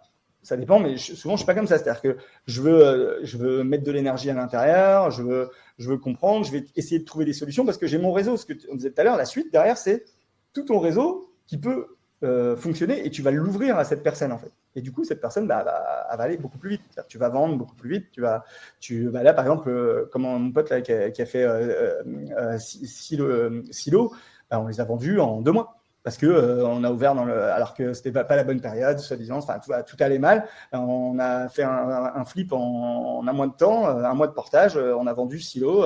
Je les ai détectés, il s'est occupé de lever les problèmes, et je les ai commercialisés. Enfin, lui une partie et moi une partie, et hop, ça a été super vite. Quoi. Ah, c'est super intéressant comme retour. Donc, en fait, un mois de portage, ça veut dire que vous avez remboursé le crédit que sur un mois. Ouais, on a acheté en mai, on a acheté fin mai. On en a vendu 4 le jour même, et on en a vendu 2 autres fin juin. En gros, grossièrement. En passant par des agences? Non, que en direct. Tout en Ah, en direct. direct, donc vous avez un réseau, vous avez Réseau de communiqué. connaissances, en fait, local, parce que, encore une fois, tu vois, il y a différents types de marchands. Il y a des marchands qui vont bosser dans 10 départements, voilà, ils vont bouger partout, ils vont avoir une stratégie un peu différente. Puis, tu as des gens qui vont être très locales, en fait. Et quand tu es local, bah, tu as tes connaissances, tu as des gens qui ont envie, qui ont envie d'investir, qui veulent être guidés, tu leur apportes le côté travaux qu'on maîtrise, tu vas leur apporter une fiscalité, comment tu vas leur apporter comment on gère, qu'est-ce que c'est tu vois, qu'est-ce Ouais. que c'est qu'une gestion locative? Et nous, ici, on a tous les outils. Donc, quand c'est par ici, du coup, on peut les faire venir au bureau. Moi, je représente les filles qui s'occupent de la gestion locative. Et du coup, ils leur montrent comment il faut faire, etc. Ah, c'est rassurant. Bah oui, en fait, tu arrives à amener un package. Alors moi, là, c'est parce que c'est les filles, mais à l'époque, quand j'ai démarré, je disais, viens chez moi et je vais te montrer. Et on se mettait au café, c'est moi qui faisais. Et en fait, il faut amener autre chose, en fait. Et c'est là que tu arrives encore une fois, dans un réseau local, à commercialiser plus facilement. Et c'est pour ça que je te disais, quand je suis plus loin, je vais être sleeping partner parce qu'en fait, Tu c'est peux faux. pas. Tu peux aider quelqu'un à 500 km, c'est pas vrai en fait. Tu l'as au téléphone, oui, tu rassures. Mais ça, j'ai envie de te dire, moi, vu que c'est des membres du cercle, de toute façon, je vais le faire quoi qu'il arrive. Il n'y a pas besoin, Ouais, ouais. d'être associé pour ça. Donc voilà. Ouais, moi, c'est quand même très similaire à l'investissement immobilier en perso, ça. C'est quand même difficile d'être aussi performant à 500 ou à 1000 kilomètres de chez toi que sur ton secteur de prédilection, j'ai envie de dire.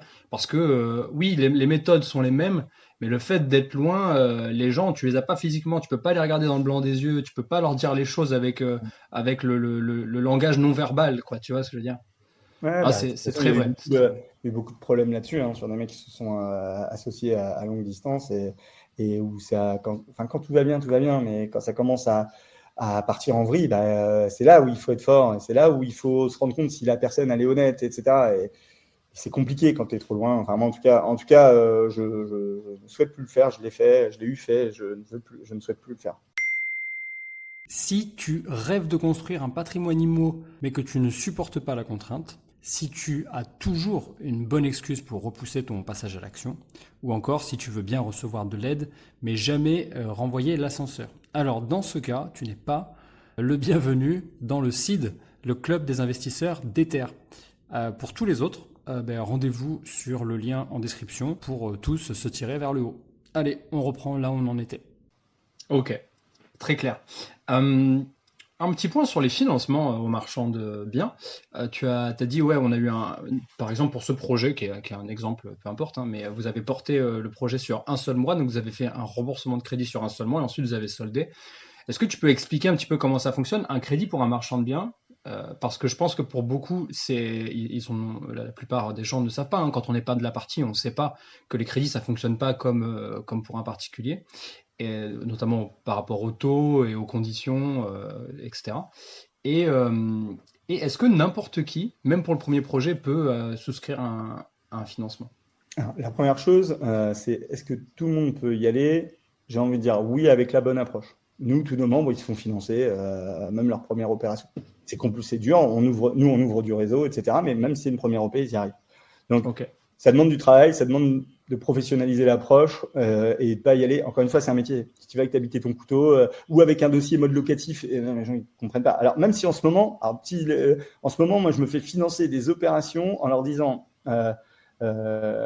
j'achète, je vais revendre à horizon 5 à 7 ans, je vais arbitrer dans 5 à 7 ans. Donc,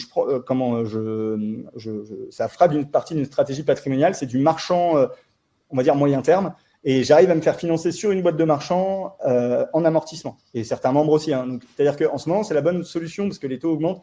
Et ça te permet de dire j'attends que la vague s'arrête et les gens vont pouvoir se refaire financer d'ici peut-être 18 mois. Et du coup, en fait, tu fais un montage financier un peu différent. Puis quand tu arbitres en réseau 5-7 ans, tu gagnes plus. Mais en attendant, tu t'es occupé du bien, tu le mets en location, etc. Ça marche pour des investissements locatifs.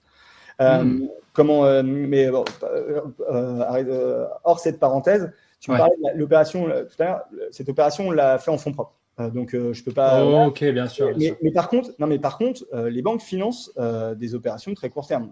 Pas de problème. Par contre, ils vont te mettre en fait des frais de dossier un peu plus importants parce qu'ils savent qu'ils vont gagner que là-dessus. Et donc, en fait, tu vas avoir des frais de dossier peut-être suivant le projet, allant de 1 500 € à 10 000 €. Tu vois. Et en fait, pour avoir monté le projet, ils te prêtent l'argent, tu rembourses un mois après, l'opération est clôturée. Donc, ça se passe très bien. Un taux différent aussi. Alors, le taux, en fait, tu t'en fous un peu parce que tu n'as pas le temps de trop te payer. Parce que justement, en fait, comment ça se passe en prêt marchand, c'est pas des prêts amortissables, des prêts en fait sur 10, 15, 20, 25 ans. C'est des prêts souvent entre 24 et 36, entre 18, même 12, certes, des moments, mais entre 12 et 36 mois, on va dire. Même si la normalité, c'est 24 mois. Et donc, tu es en taux variable. C'est ce qui a fait mal à beaucoup de marchands là. Et c'est pour ça que je disais qu'il ne faut pas hésiter à arbitrer des opérations que tu as en stock il y a 18 mois, parce qu'en fait, il y a 18 mois, les offres sont Euribor à plus 1 mois ou plus 3 mois, plus un taux qui t'applique, qui était généralement entre 2 et 3%. Okay, donc, sauf que l'Euribor était à 0, il est passé à 3, même peut-être 3,5. Donc, c'est-à-dire que là, tu passais d'un taux à 2,5 à un taux à 5,5, 6. Okay. Ouais.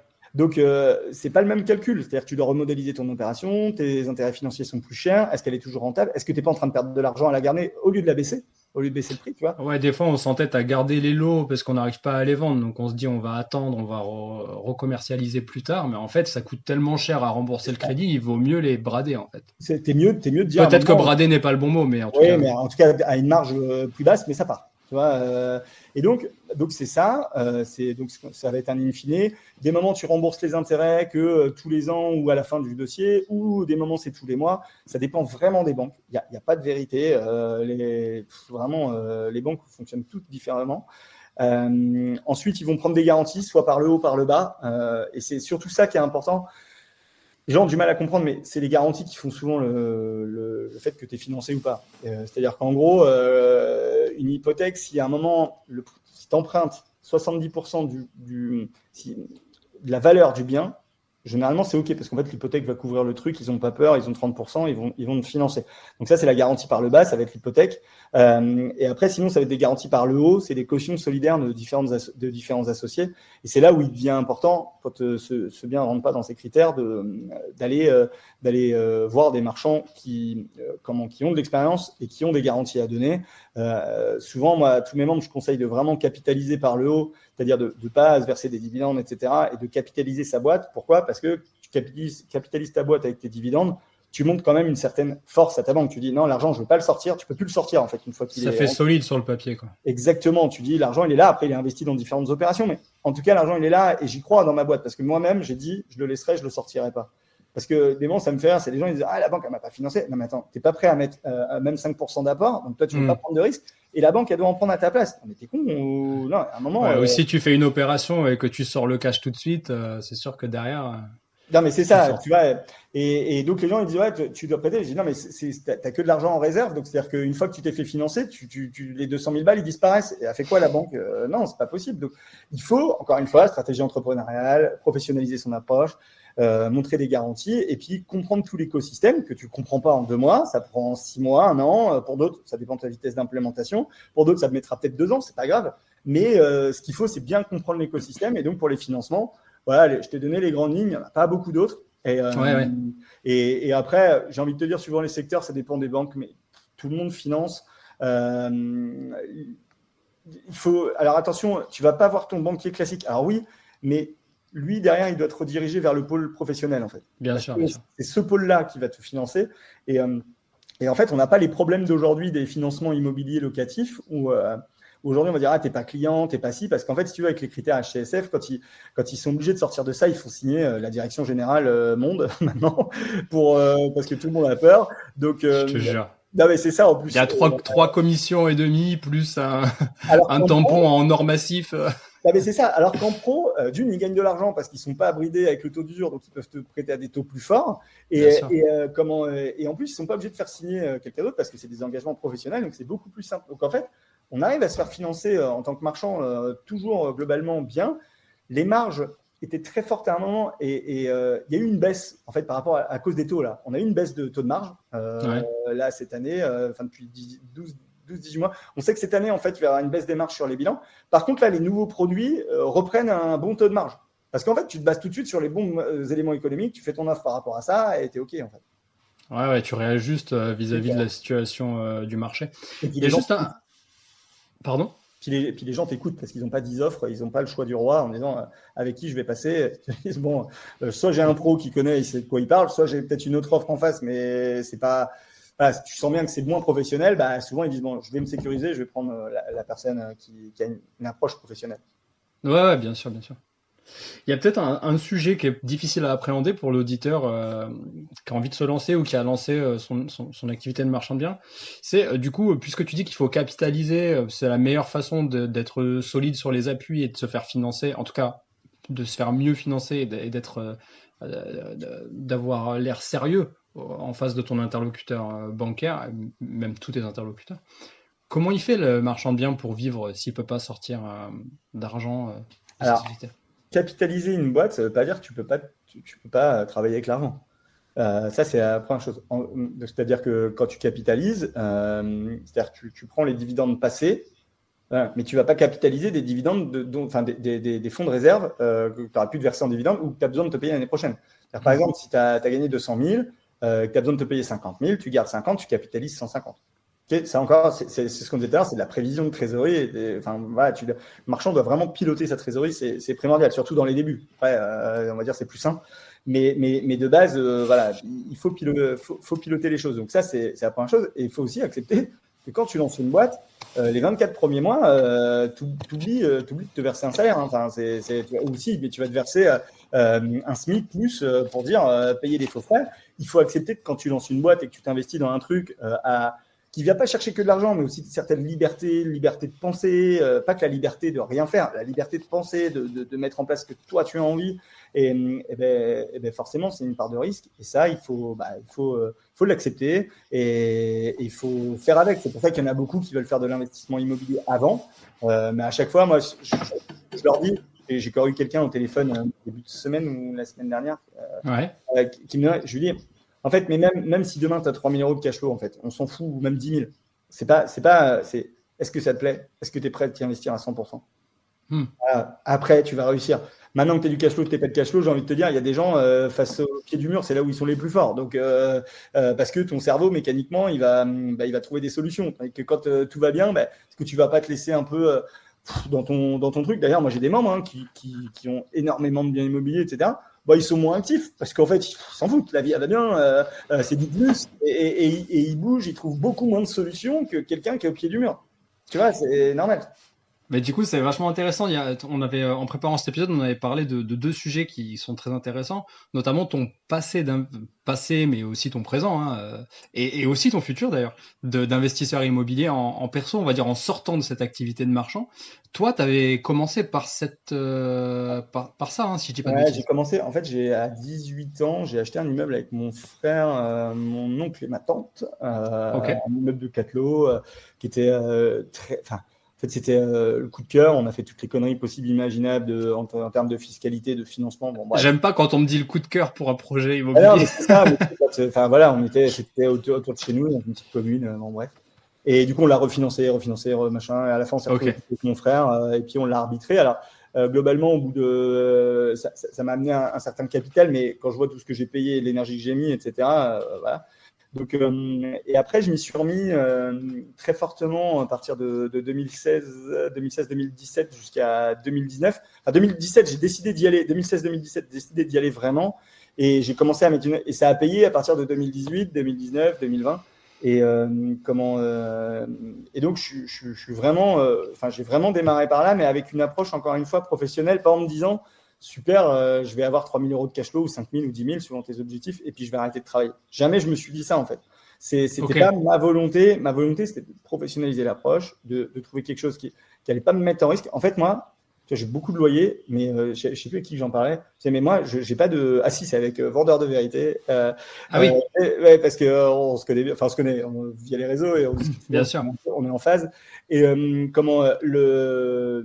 je lui disais, mais putain, j'ai beau être entre 800 et 900 000 € de loyer, je ne vis pas de ça en fait. Je n'ai Ouais, pas, c'est pas important de le d'indépendance dire. financière avec ça.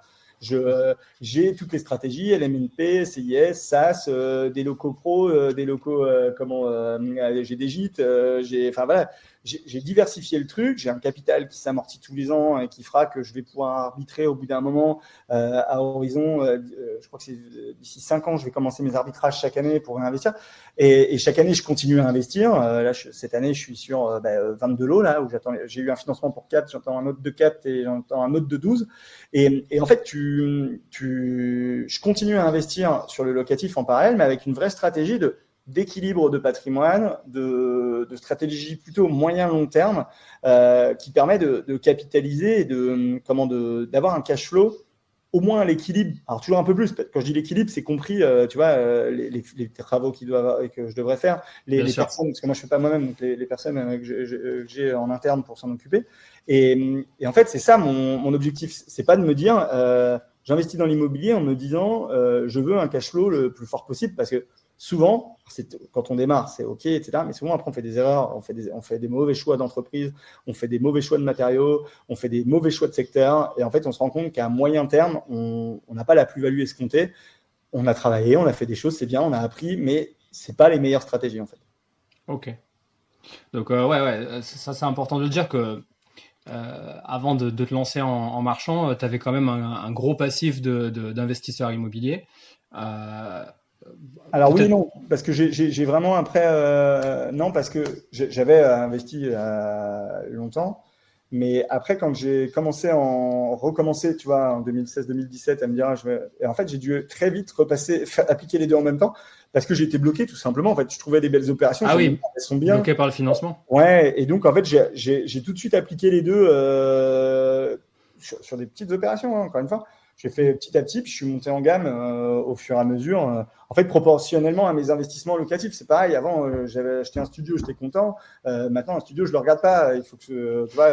Donc, il faut. Bien sûr. C'était pareil en marchant, en fait. Tu vois, j'ai monté les deux au fur et à mesure.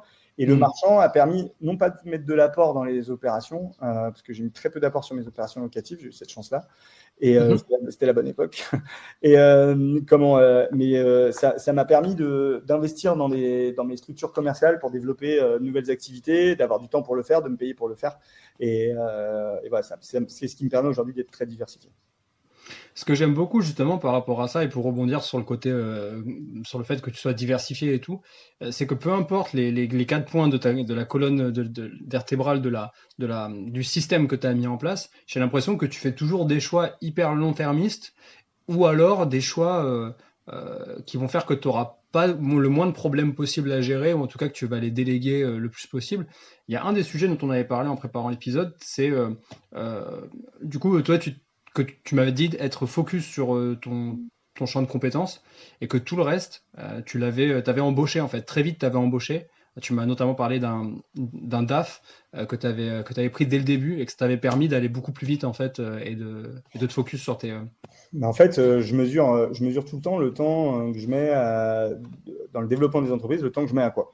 Ça, je le fais tout le temps. En tout cas, chaque année, je fais le bilan, je regarde.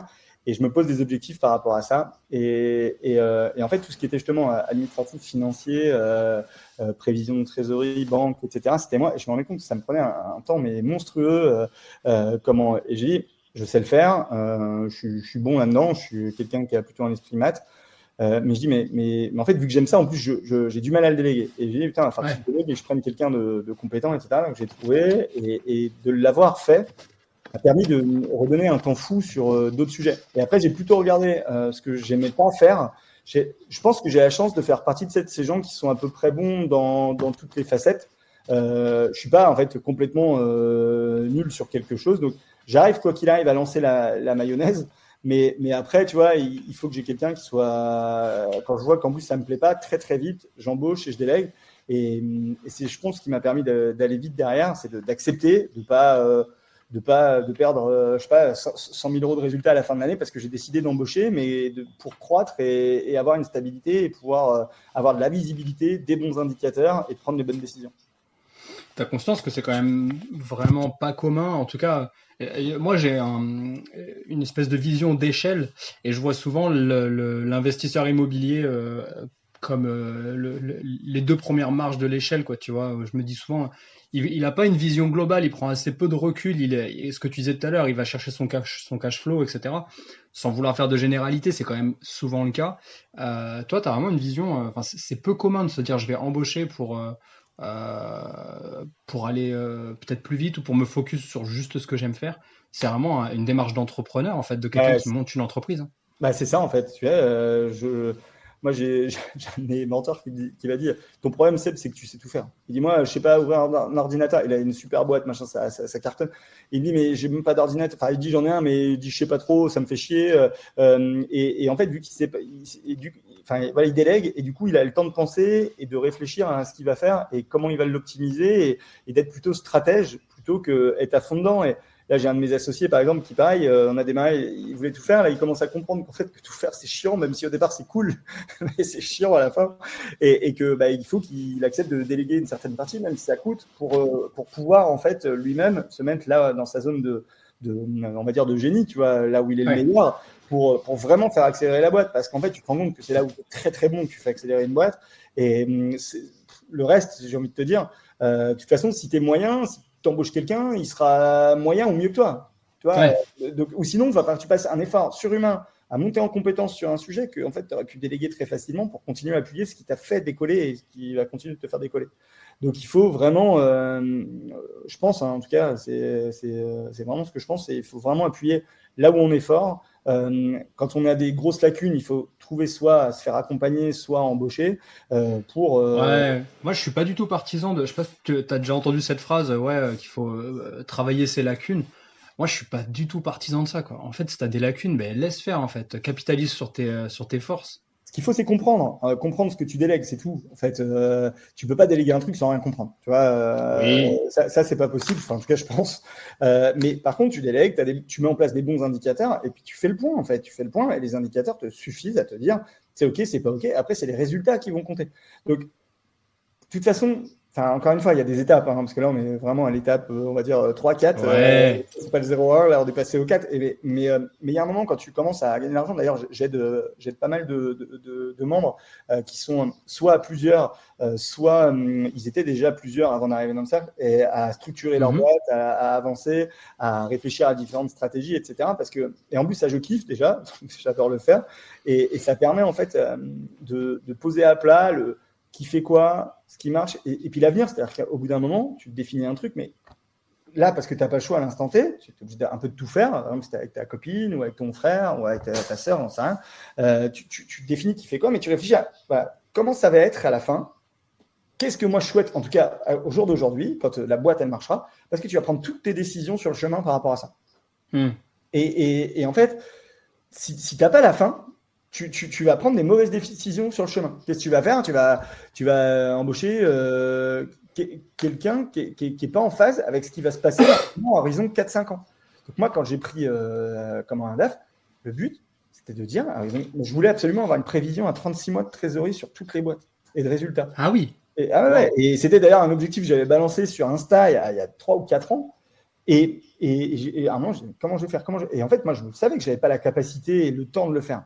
Je dis, c'est pas possible, en fait. Donc j'ai dit, il faut que j'embauche. Et à force de discuter par réseau, voilà, j'ai réussi à embaucher. Et ça m'a permis de prendre les bonnes décisions. Parce que je savais que ça, je voyais le temps qu'il faut pour un investissement IMO, pour du marchand.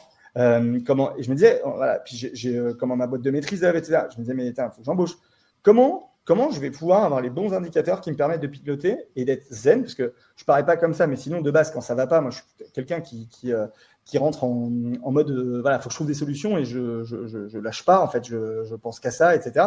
Et donc, en fait, quand tu as toujours l'argent en tête, tu peux pas, tu vois, tu n'arrives pas à te positionner. Tu as les bons chiffres, les bons trucs. Bon, ben, ok, qu'est-ce que je fais par rapport à ça ? Une fois que tu as le plan, tu n'as plus qu'à remplir les cases, quoi. Après, je me trompe, plein de fois, mais je me trompe sans prendre de risque. C'est différent. C'est que je me trompe, mais la boîte, elle va bien. Tu vois, c'est ok. Bah, tant pis, on a pris une mauvaise décision. Comment on change ? Enfin, comment on change le braquet ? Comment on y va, quoi. Disons que si tu as 36 mois pour te retourner, ça va. Ouais, ben voilà. Enfin, souvent, c'est pas 36, mais tu as la vision. Tu as la vision, en tout cas, à 36. Donc, au moins, tu sais, tu vois, on a les engagements de dépenses. Donc, en fait, on sait exactement. Voilà, tout roule. Je signe plus de facture. Enfin, voilà, ça déroule. Il n'y a pas de stress, en tout cas. C'est vraiment hyper intéressant. C'est assez rare qu'on ait quelqu'un qui a une vision un peu 360 sur de multiples activités. Et il y a un côté chez toi multipotentiel. Tu le disais tout à l'heure, tu connais à peu près tout, tu saurais à peu près tout faire, mais des fois tu préfères déléguer, tu préfères embaucher, quitte à perdre sur le résultat. Au final, ça te permet de voir plus grand et de faire des choses peut-être un peu plus long-termistes. Et moi, je me dis souvent pour les auditeurs, tu vois, des multipotentiels, on en connaît plein. Il y a des gens connus qui sont multipotentiels et on a l'impression qu'ils font tout dans leur boîte, mais c'est pas vrai, ils font pas tout. Mais par contre, je pense que pour beaucoup d'entre eux, ils se sentent bloqués parce qu'ils savent pas par où commencer. Tu vois ce que je veux dire ? Et ça serait quoi ton hack pour structurer ta pensée et te dire, ok, sois dans l'action, fais un truc. Ne reste pas bloqué. Tu sais que tu as 1000 choses à faire. Tu pourras pas faire les 1000. Comment on fait pour... La première chose, je pense que c'est faire ce qu'on aime. Parce que si tu fais quelque chose que tu n'aimes pas, tu vas procrastiner et tu vas le faire trop tard. Tu vas pas t'investir à fond dedans. Ça, c'est la première chose. La deuxième chose, c'est d'être focus. Tes idées, elles sont pas... tu vois, tu peux pas les donner à tout. Donc, tu peux pas dire, en même temps, je lance ma boîte. Et en plus, j'ai un gamin, je me marie et je suis passionné de chasse, pêche et golf. Le dilemme. C'est pas possible, en fait. C'est pas possible. Surtout, je parle vraiment, on parle de l'impulsion. Hein. Après, c'est sûr, quand tu vois les chefs d'entreprise qui sont tout le temps au golf, tu te dis, ah putain, c'est facile la vie. Oui, mais avant ça, il y a eu des étapes. Donc ça c'est l'autre point. L'autre point, c'est de vraiment se dire où est-ce que tu veux aller à très long terme, ensuite à moyen terme. Alors, tu mets le moyen, long où tu veux. Ça peut être à 20 ans, 10 ans, 5 ans et à 1 an, tu vois. Et surtout, tu vois où tu veux aller à la fin. Et ensuite, derrière, au fur et à mesure, tu prends tes décisions par rapport à ce que tu vas faire à la fin et pas par rapport à ce que tu fais dans l'année. De toute façon, j'ai envie de te dire, les actions que tu vas mener là, elles vont te payer à horizon 2-3 ans, en fait, quand tu structures une opération.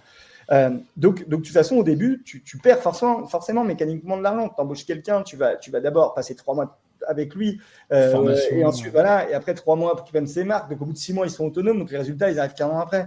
Donc, au bout de 18 mois minimum. Et donc, en fait, il faut accepter. Et pour ça, il faut faire un bilan, en fait, de compétences et de temps sur lequel tu passes et de te dire, voilà, est-ce que vraiment tu apportes de la valeur là? Est-ce que tu penses pouvoir le déléguer? Si oui, à quelqu'un de compétent, donc tu embauches quelqu'un de très compétent ou de moyen compétent ou quelqu'un qui n'est pas forcément compétent, mais qui sait faire juste le job nécessaire. Et voilà, tu adaptes ça. Par contre, ce qui est important, c'est d'avoir de la vision. Et ça, mais tu l'as par rapport au cadeau de points que je t'ai donné. Et en fait, derrière, tu te donnes cette vision chiffrée d'objectifs, tu les pilotes, tu les regardes et tu les regardes, quoi qu'il arrive, chaque mois. Moi, chaque mois, je regarde les échéances mensuelles de la boîte, en gros, ce qui se passe dans l'année.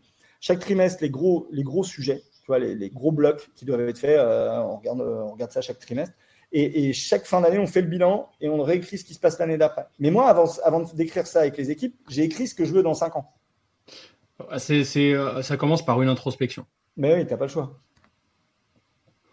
Vachement intéressant. Merci pour ça.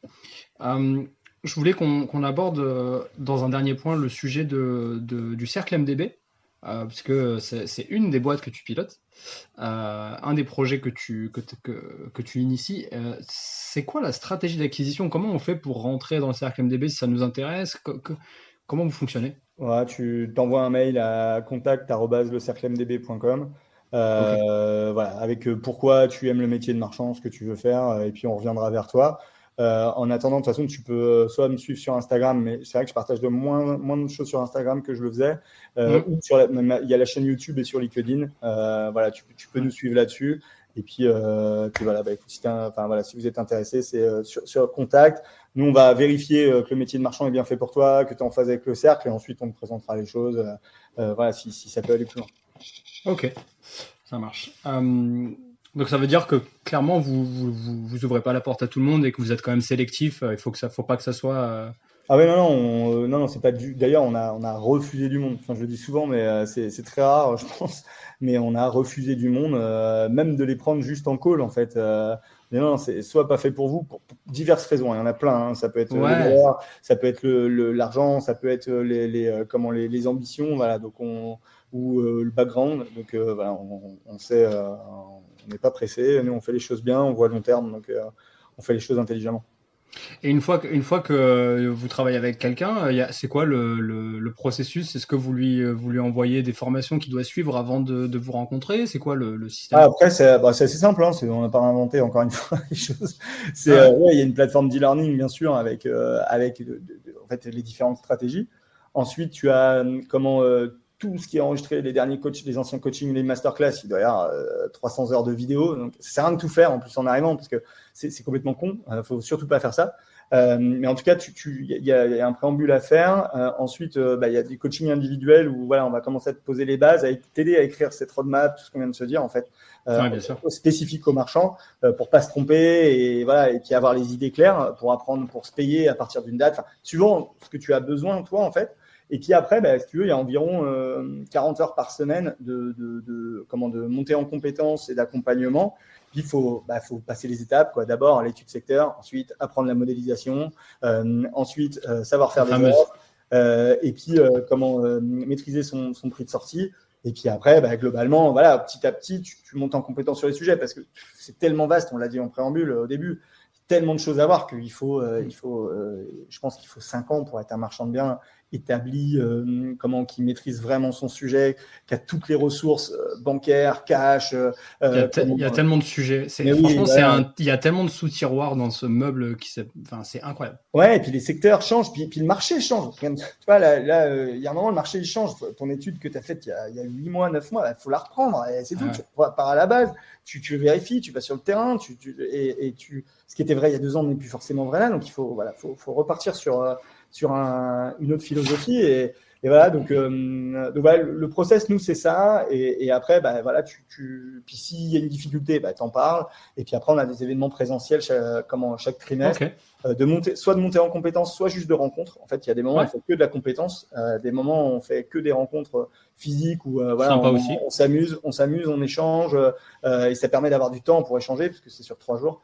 Et puis voilà, c'est déjà bien. Non, non, mais c'est lourd. Franchement, c'est génial. Euh, c'est vrai qu'il y a quelque chose que je m'étais noté que j'ai pas dit au cours de l'épisode, mais c'est que le métier de marchand de biens, il est pas régi par une carte professionnelle, en tout cas pas encore. Et c'est ça qui est difficile à appréhender pour certains. C'est pas comme le métier d'agent immobilier où du jour au lendemain, tu payes une patente, tu t'inscris à la CCI, tu fais quelques heures de formation tous les ans ou tous les 2 ans, et tu as une carte professionnelle. Et donc du coup, c'est un peu ta garantie sur dans le milieu. Le marchand de biens, en fait, il n'y a pas de carte pro. Donc, ça veut dire que du jour au lendemain, tu peux te définir comme marchand de biens et faire que de la merde et faire que des erreurs. Et donc, en Mais fait, c'est pour. les erreurs en marchand, tu vois, en investissement locatif, tu fais une erreur, tu as 20 ans pour la payer. En marchand, tu as 2 ans. Elle peut faire très très mal. Exactement. Tu peux te griller auprès de ta banque.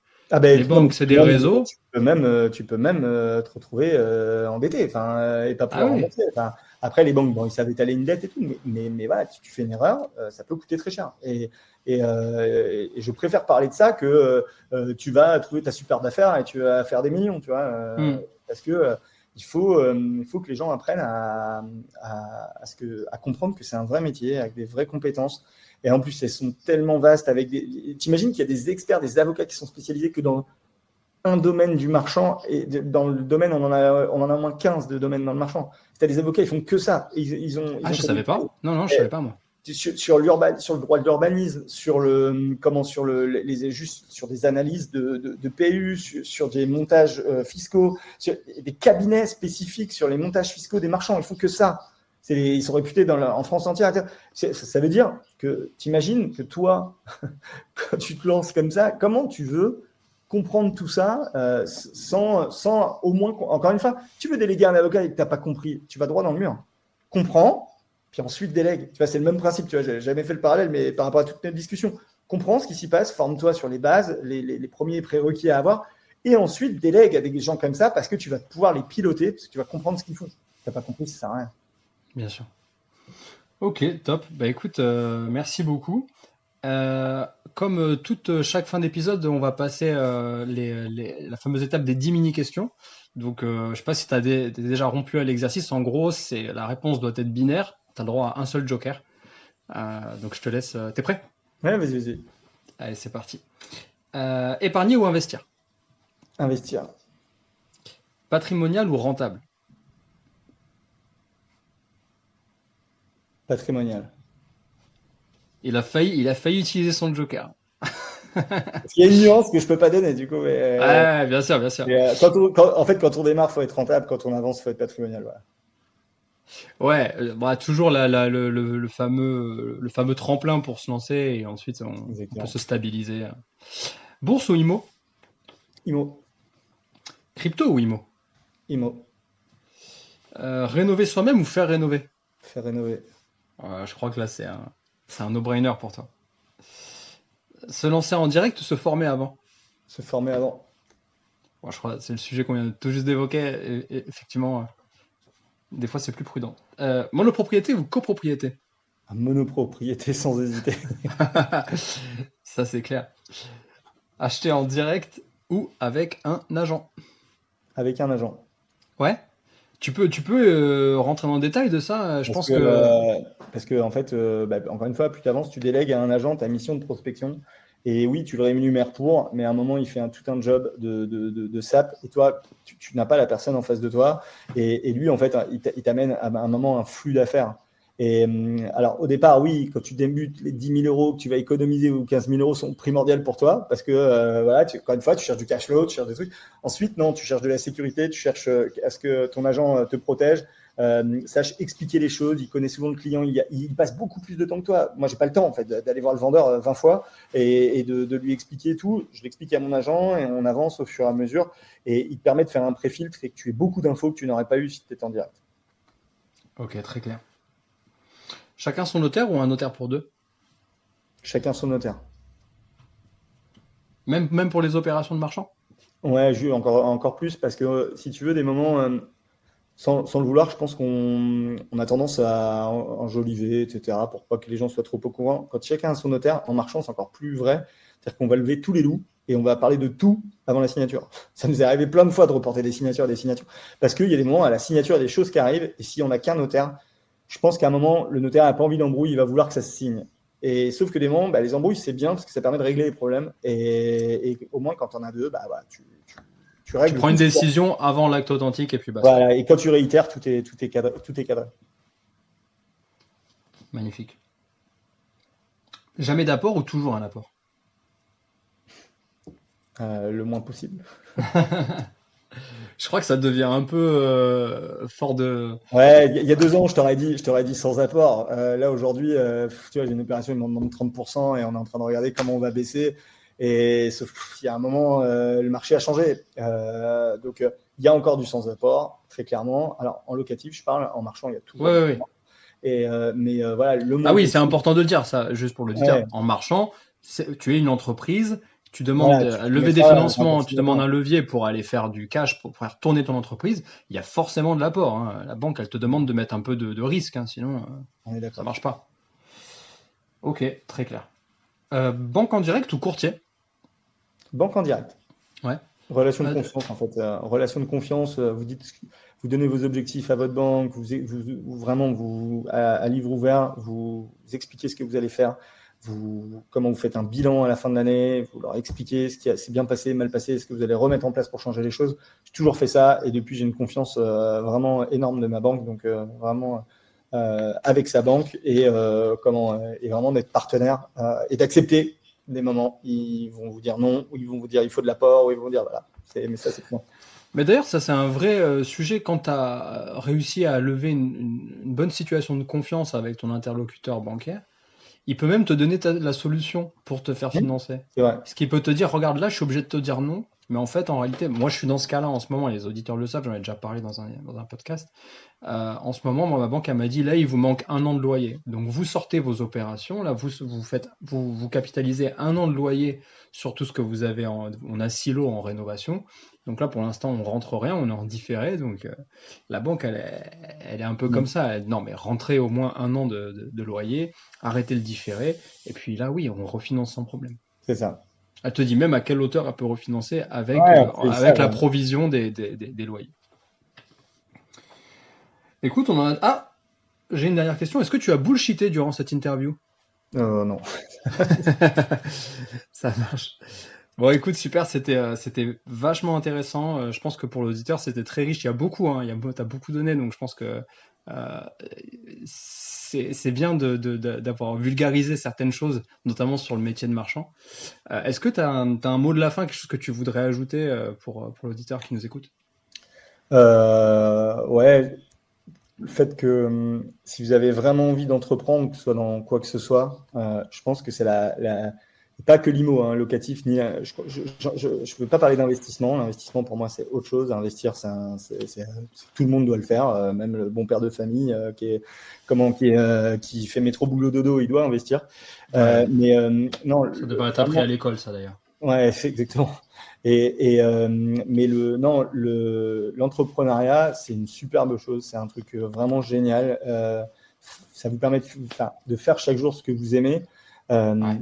Et souvent, on se dit, on va attendre soit d'avoir des fonds, soit que les enfants soient plus grands, soit que ci, soit que ça. Et en fait, le plus tôt sera le mieux en ayant posé les bonnes choses pour aller dans la bonne direction.